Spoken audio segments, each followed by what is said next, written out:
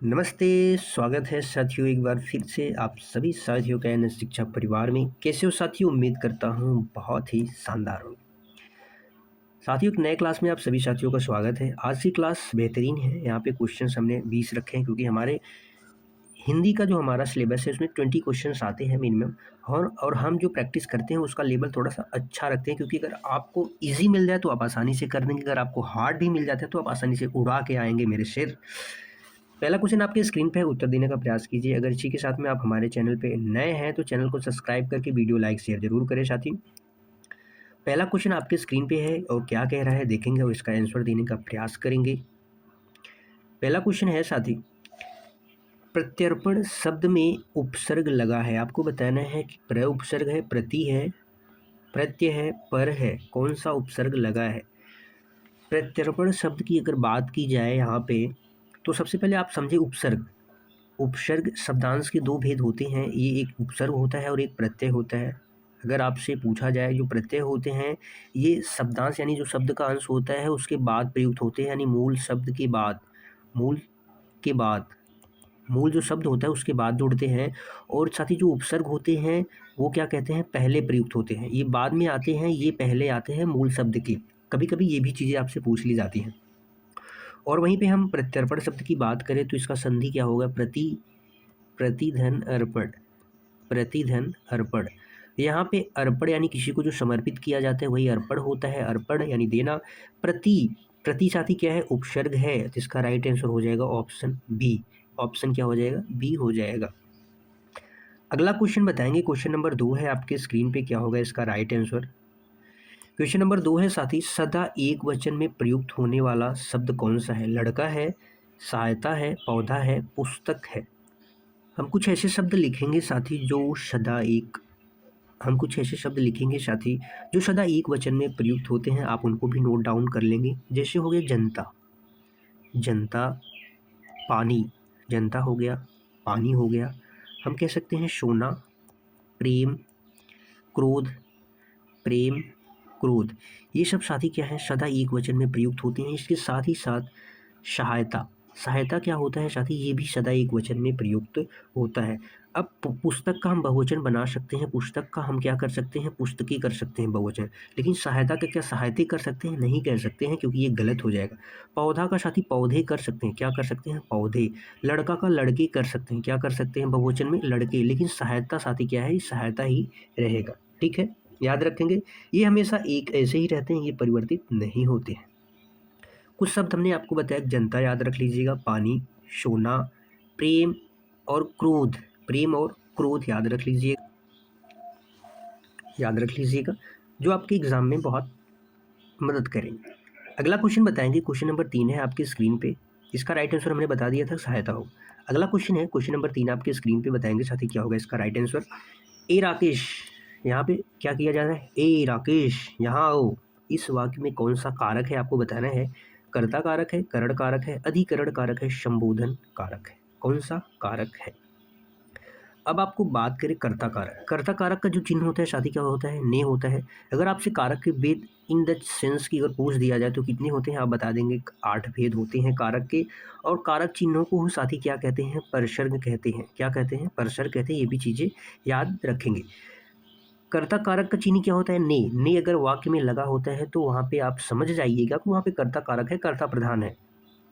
करण का साथी क्या चिन्ह होता है, इसका चिन्ह होता है से। करण का चिन्ह क्या होता है, से होता है। जो साथी किसको दर्शाता है, साधन या वजह को दर्शाता है। किसको दर्शाता है, साधन या वजह को दर्शाता है। अधिकरण का चिन्ह होता है में, पै, में, पै, पर। में, पै, पर होता है। और यहीं पे हम बात करें संबोधन का तो इसका जो चिन्ह होता है हे, भो, हे भो रे अय अरे, हे भो रे अय अरे। यहाँ पे संबोधन किया जा रहा है, हे राकेश यहाँ आओ। तो यहाँ पे कौन सा कारक हो जाएगा, संबोधन कारक हो जाएगा।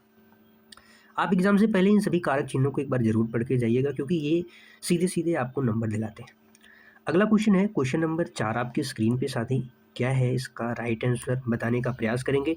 निम्न में से कौन सा शब्द स्त्रीलिंग शब्द है आपको बताना है। प्रभाव है, विवाह है, भाषा है, निर्माण है। स्त्रीलिंग की पहचान साथी आप कैसे कर सकते हैं, मेरा, मेरी, अच्छा, अच्छी। मेरा, मेरी, अच्छा, अच्छी से आप प्रयोग कर सकते हैं। और आप वहाँ पे प्रश्नवाचक चिन्ह के जैसे कैसा, कैसी, कैसा हो गया, कैसी लगा के आप प्रयोग भी कर सकते हैं। प्रवाह, विवाह, भाषा, निर्माण, भाषा कैसी है? तो मेरी भाषा, मेरा भाषा कोई नहीं कहता साथी, क्या कहता है? मेरी भाषा।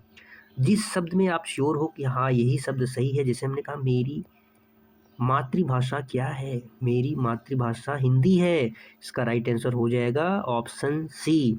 ऐसे ही आप प्रयोग करके आसानी से निकाल सकते हैं और अपने एग्जाम्स में आपके 2 नंबर आसानी से एक क्वेश्चन से पक्के कर सकते हैं।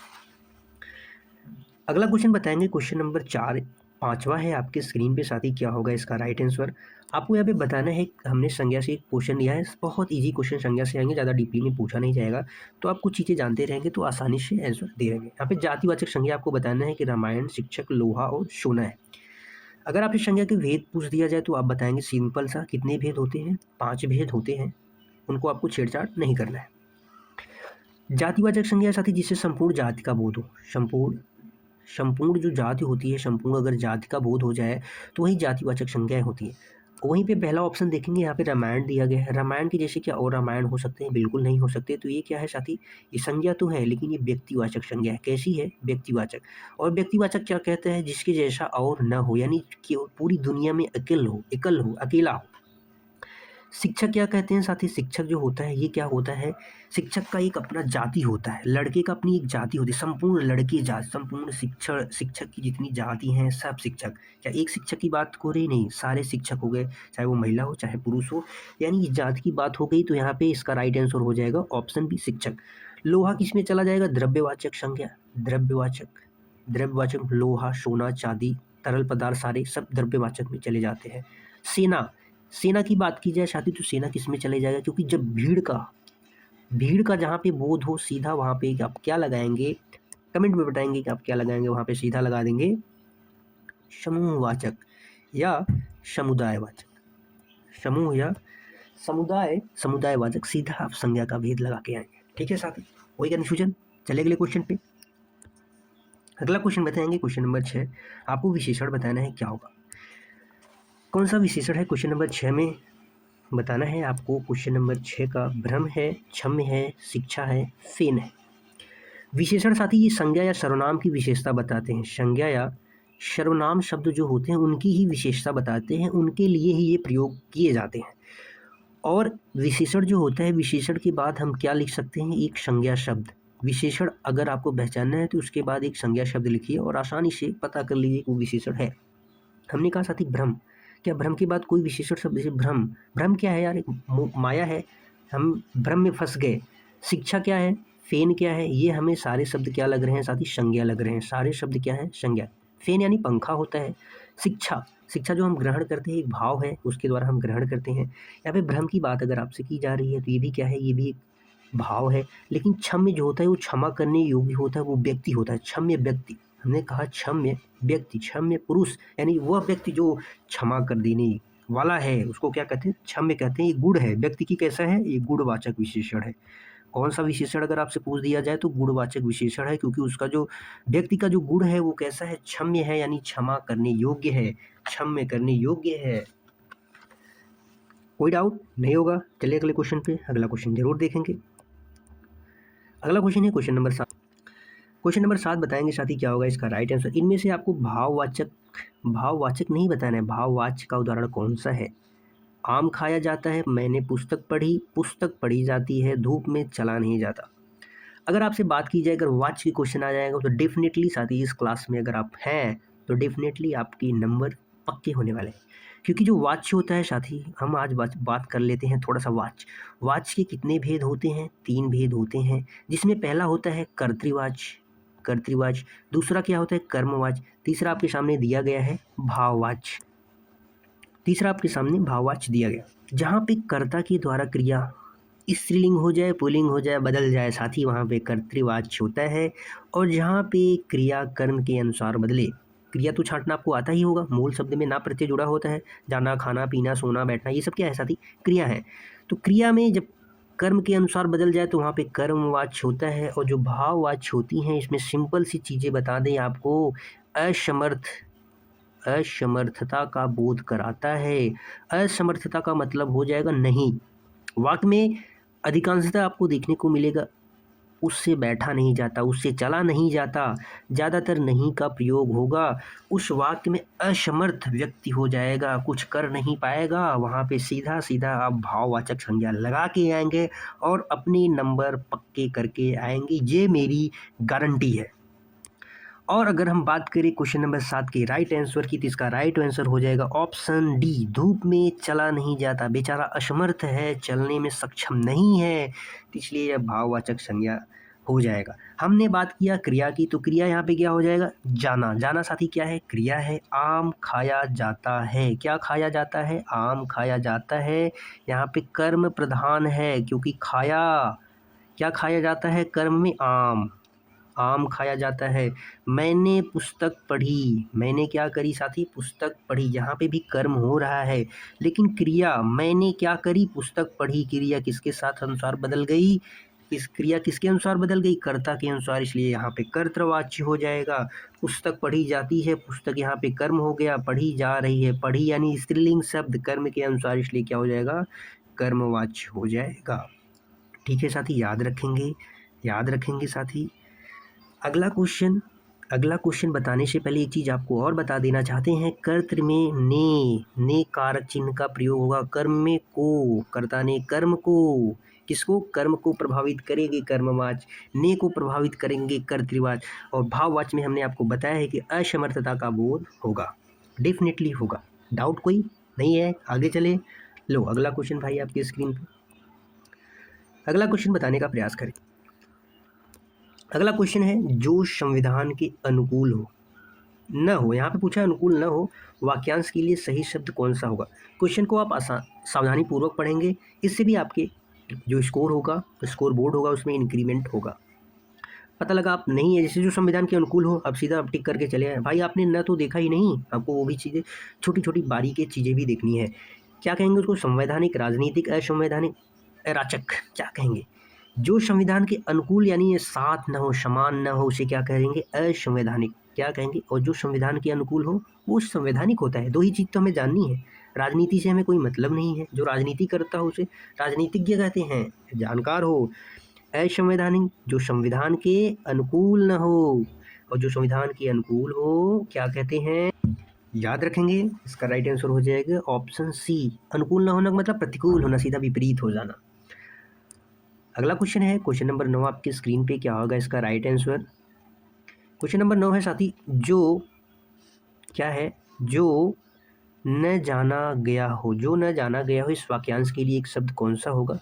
अज्ञात होगा, ज्ञात होगा, न जान, पता नहीं क्या होगा, उन जान, न जान उन जान क्या होता है भाई? हमने तो सुना ही नहीं न जान उन जान क्या होता है। इसका राइट आंसर हो जाएगा ऑप्शन ए, ऑप्शन ए क्या हो जाएगा साथी? करेक्ट हो जाएगा। और जो जाना गया हो वो क्या होता है? ज्ञात। जाना का मतलब ज्ञात हो, जिसे जाना गया हो वही क्या होता है? ज्ञात होता है। जो अज्ञात हो, जो यानी जो ज्ञात नहीं हो उसे अज्ञात कहते हैं, जो ज्ञात हो उसे ज्ञात कहते हैं। क्लियर? अगला क्वेश्चन बताएंगे, क्वेश्चन नंबर 10 है आपके स्क्रीन पे, क्या होगा इसका राइट आंसर? मुहावरा है आपके सामने, शुक्र करना, शुक्र गुजार हूँ मैं आपका, मुहावरे का अर्थ क्या होगा? एहसान मानना, शक्ति संचित नहीं कर पाना भैया, बर्बाद होना, क्रोधित होना। शुक्र करना, शुक्र करना यानी क्रोधित होना भैया, बर्बाद होना भाई, शक्ति की कोई बात ही नहीं है। शुक्र करना यानी एहसान मानना, क्या हो जाएगा? एहसान मानना। अगला क्वेश्चन है क्वेश्चन नंबर 11 आपकी स्क्रीन पर, आपके सामने है, समाज से एक क्वेश्चन हमने ऐड ऑन किया है, क्या होगा इसका राइट आंसर? आप बताएंगे साथी। यथा शीघ्र शब्द में कौन सा समास है? बताइए फटाक से। कर्मधारय समास है, तत्पुरुष समास है, द्वंद्व समास है, अव्ययी भाव समास है। कर्मधारय समास में एक शब्द क्या होगा? विशेषण। अभी हमने आपको बताया कि विशेषण कैसे पहचानते हैं। एक शब्द तो विशेषण होगा और एक शब्द क्या होगा? संज्ञा होगा। एक शब्द संज्ञा, संज्ञा को क्या कहते हैं? विशेष कहते हैं। तो आप ये मत समझिएगा कि सर ने क्यों संज्ञा कर दिया भैया, संज्ञा तो विशेषण होता है, विशेष संज्ञा कहो या विशेष्य कहो, एक शब्द विशेषण, एक शब्द विशेष, वहाँ पे कर्मधारय समास। जैसे चरण कमल, चरण के समान मैंने कमल बता दिया, तुलना कर दिया। तत्पुरुष समास में आप सीधा देंगे, जब आप समास विग्रह करेंगे जिसमें किसका प्रयोग होगा साथी? आप बताएंगे किसका प्रयोग होगा? कारक चिन्हों का। किसका प्रयोग होता है? कारक चिन्हों का प्रयोग होता है वहाँ पे तत्पुरुष समास होता है। द्वंद्व समास में दोनों पद प्रधान, जैसे हमने कहा अन्न जल, अन्न और जल, दाल रोटी, माता पिता, ये सब क्या है, द्वंद्व समास है। अगर अब पहला पद क्या मिल जाए, उपसर्ग मिल जाए, अव्यय मिल जाए, वहाँ पे साथी क्या होता है, अव्ययी भाव समास होता है। जैसे आपको मिल जाए आ, प्रति, भर, यथा, ये सब मिल जाए तो सीधा आप ऑप्शन लगा के आएंगे अव्ययी भाव समास और अपने नंबर जरूर पक्के करेंगे। ठीक है, कोई डाउट है? नहीं है। चलो अगले क्वेश्चन पे चलते हैं। पार्थ रथ को लेके चलो अगले क्वेश्चन की तरफ। हमारा अगला क्वेश्चन है क्वेश्चन नंबर 12 आपके स्क्रीन पर। निम्न में से अशुद्ध है, अशुद्ध वर्तनी की दृष्टि से बताना है कौन सा अशुद्ध है। अभी हम आपके सामने लिख रहे हैं अंकुर, आपको साथ ही बताना है ये शब्द शुद्ध है या अशुद्ध है। हम आपके सामने लिख रहे हैं अधीनता, आपको बताना है ये शब्द शुद्ध है या अशुद्ध है। हम आपके सामने लिख रहे हैं अर्थात, आपको साथ ही बताना है ये शब्द शुद्ध है या अशुद्ध है। ठीक है, हम सबसे पहले इसके आंसर की बात कर लेते हैं। तो इसमें अशुद्ध पूछा है दैहिक, नौकरी, प्रौढ़, पौरुष। इसका राइट आंसर हो जाएगा ऑप्शन बी। दैहिक भी सही है, प्रौढ़ भी सही है, पौरुष भी सही है, लेकिन नौकरी नहीं होता साथी, क्या होता है, नौकरी होता है। अगर आपने अंकुर का जवाब दिया है क्या सही है, तो आप गलत हैं, क्योंकि अंकुर ये वर्तनी शुद्ध नहीं है। अंकुर में चंद्र बिंदु नहीं होता, क्या होता है, केवल अनुस्वार होता है। अंकुर ये वर्तनी शुद्ध है। अगर अधीनता की वर्तनी आपने बताई है कि शुद्ध है, तो आप गलत हैं। इसकी वर्तनी क्या शुद्ध हो जाएगी, आधीनता होता है। क्या होता है, आधीनता होता है। और अगर आपने बताया है कि अर्थात की वर्तनी गलत है, तो आप क्या है, बिल्कुल सही हैं। अगर आपने बताया है कि अर्थात की वर्तनी सही है, तो आप क्या है, गलत हैं। इसका राइट आंसर क्या हो जाएगा, अर्थात नीचे तब भी क्या हो जाएगा साथी, हलंत हो जाएगा। ये अर्थात पूर्ण रूप से सत्य है। आप ये भी चीज़ें ध्यान में रखेंगे और अपने क्वेश्चन गलत करने से बचेंगे।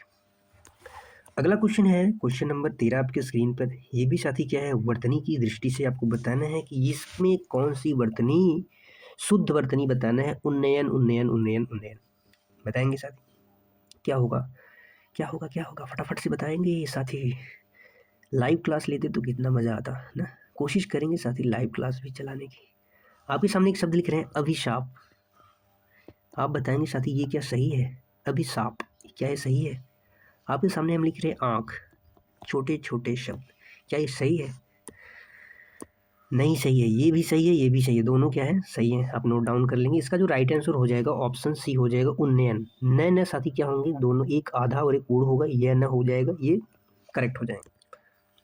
ठीक है, अगला क्वेश्चन, क्वेश्चन नंबर 14 आपके स्क्रीन पे है। क्या होगा इसका राइट आंसर, बताएंगे फटाफट से। निम्नलिखित में से शुद्ध वाक्य कौन सा है, आपको शुद्ध वाक्य बताना है कौन सा है शुद्ध वाक्य। बच्चों से क्रोध मत करो, बच्चों पर क्रोध मत करो, बच्चों से ही क्रोध करो, बच्चों से क्रोध नहीं करो। क्या करो, बच्चों से क्रोध नहीं करो। क्या होगा इसका राइट आंसर, बच्चों से क्रोध मत करो, बच्चों पर क्रोध मत करो। मेरे हिसाब से इसका राइट आंसर हो जाएगा ऑप्शन बी। आपको क्या लगता है, क्या होगा इसका राइट आंसर, डेफिनेटली इसका राइट आंसर हो जाएगा ऑप्शन बी। बच्चों से क्रोध मत करो, बच्चों पर क्रोध नहीं करना चाहिए। यार हमें तो यही चीज़ें बता रहा है ना यहाँ पे, बच्चों पर क्रोध नहीं करना चाहिए। बच्चे कितने प्यारे होते हैं, तो बच्चों पे क्या करना चाहिए, हमें क्रोध नहीं करना चाहिए। इसका राइट आंसर ऑप्शन बी हो जाएगा। अगला क्वेश्चन, क्वेश्चन नंबर 15 है आपके स्क्रीन पे। बताएंगे साथी क्या होगा इसका राइट आंसर। मैं असफल रहा क्योंकि हमने परिश्रम नहीं किया था। इस वाक्य के किस अंश में अशुद्धि आपको बताना है, किस भाग में अशुद्धि है। हमने परिश्रम नहीं किया था, रहा क्योंकि मैं असफल। यहाँ पे एक चीज़ आप देखेंगे, क्या देखेंगे, मैं असफल रहा। भाई मैं असफल रहा क्योंकि हमने, क्या हम सब ने भाई कार्य किया, नहीं किया भाई, मैंने किया। यहाँ पे तो मैंने परिश्रम नहीं किया था, यहाँ पे क्या होना चाहिए, तो मैंने होना चाहिए था भाई। तो मैंने परिश्रम नहीं किया था, हमने क्यों, सब पे क्यों थोप रहे हो भाई। तो इसका राइट आंसर हो जाएगा ऑप्शन ए, हमने नहीं, मैंने परिश्रम नहीं किया था क्योंकि मैं असफल रहा, क्योंकि मैंने परिश्रम नहीं किया इसलिए मैं असफल रहा। ये कितना आसान क्वेश्चन था, फटाफट से हो जा रहा है। अगला क्वेश्चन है क्वेश्चन नंबर 16 आपकी स्क्रीन पे। क्या होगा इसका राइट आंसर, आपको साथ ही बताना है इसमें से विलोम शब्द, उदय का विलोम क्या होगा। डूब होगा, परोक्ष होगा, अप्रकट होगा, अस्त होगा। उदय का अर्थ होता है क्या, निकलना, यानी निकलना।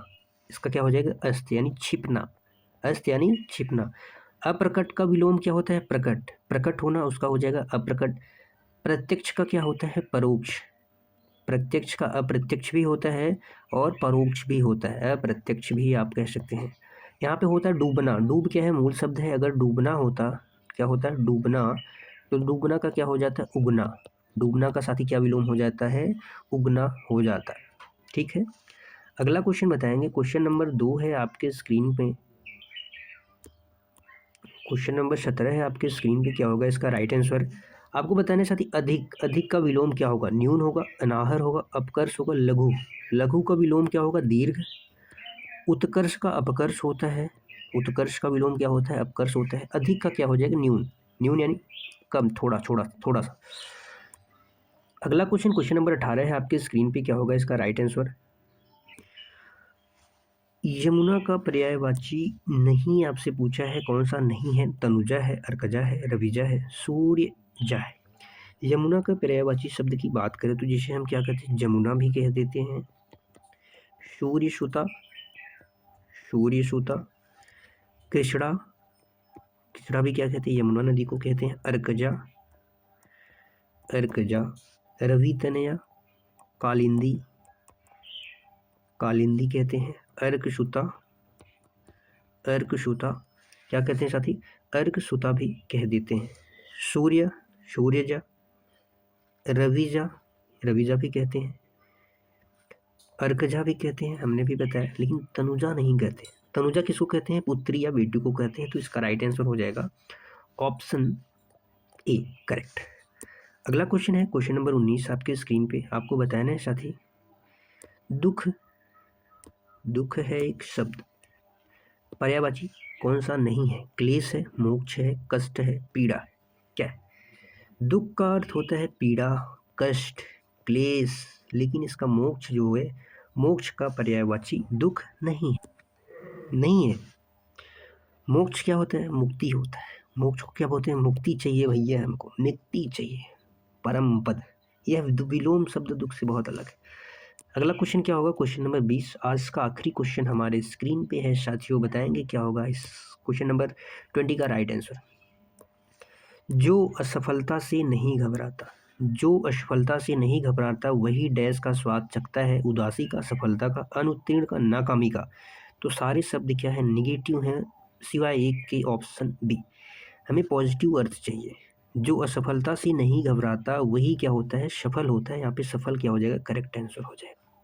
ठीक है, बताएंगे साथ ही आज के हमारे जो 20 क्वेश्चंस थे कैसे थे, क्वेश्चन का लेवल कैसा था, मज़ा आया कि नहीं आया आपको क्लास में। क्लास को शेयर करें अपने दोस्तों के साथ। अंत तक देखने के लिए आप सभी साथियों का तहे दिल से धन्यवाद है। कल फिर मिलेंगे एक शानदार प्रैक्टिस सेट के साथ, क्योंकि अब आपकी एग्ज़ाम में बस कुछ ही दिन लगे हैं, बचे हैं। जोर लगा दो साथी, क्योंकि अब की बार जीडी पार। Thank you so much. जय हिंद साथियों।